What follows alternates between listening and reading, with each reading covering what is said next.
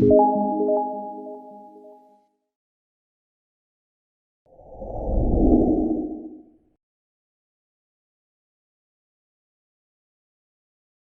wilayah Sumatera hiduplah seorang petani yang sangat rajin bekerja.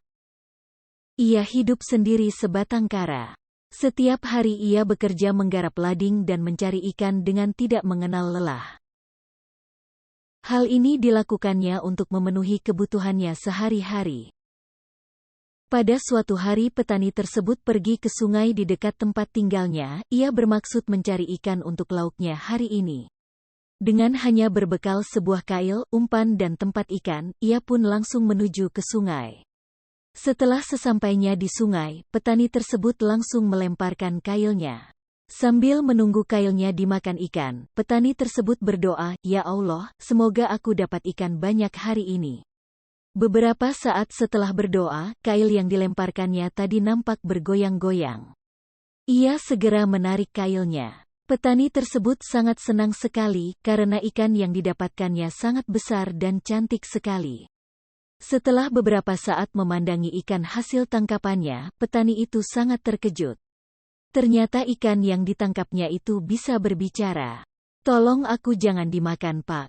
Biarkan aku hidup," teriak ikan itu.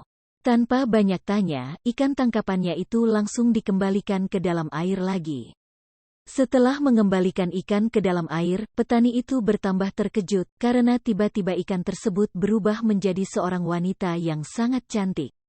"Jangan takut, Pak, aku tidak akan menyakiti kamu," kata si ikan.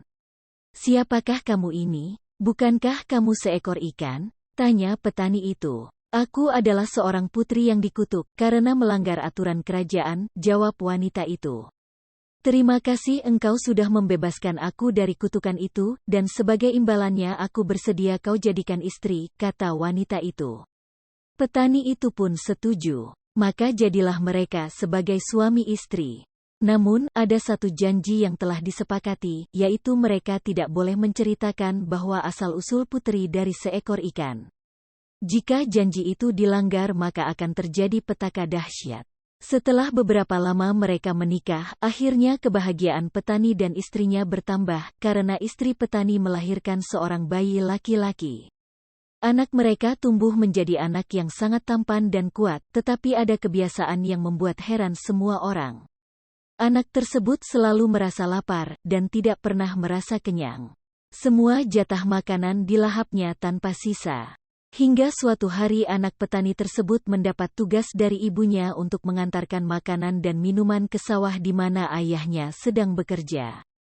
Tetapi tugasnya tidak dipenuhinya. Semua makanan yang seharusnya untuk ayahnya dilahap habis, dan setelah itu dia tertidur di sebuah gubuk. Pak Tani menunggu kedatangan anaknya, sambil menahan haus dan lapar. Karena tidak tahan menahan lapar, maka ia langsung pulang ke rumah. Di tengah perjalanan pulang, Pak Tani melihat anaknya sedang tidur di gubuk. Petani tersebut langsung membangunkannya. "Hei, bangun!" teriak petani itu. Setelah anaknya terbangun, petani itu langsung menanyakan makanannya. "Mana makanan buat ayah?" tanya petani. "Sudah habis kumakan," jawab si anak. Dengan nada tinggi petani itu langsung memarahi anaknya.